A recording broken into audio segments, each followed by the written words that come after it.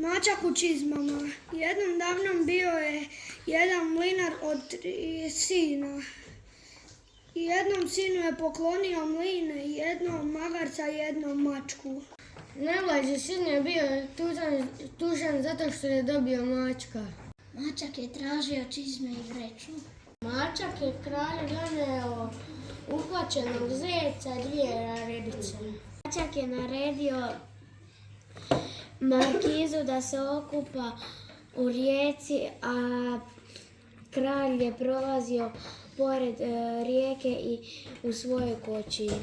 Kralj je naredio mladiću da se da svečana odjeća. Princeza se zaljubio u markiza.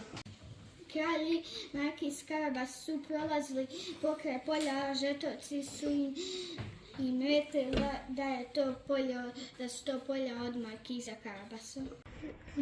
Mačak je ušao u jedan volac, pa se je čarobnjak pretvorio u lava, pa je mačak skočio na krov, pa se onda čarobnjak pretvorio u miša, pa je mačak se bacio na miša i pojeo ga.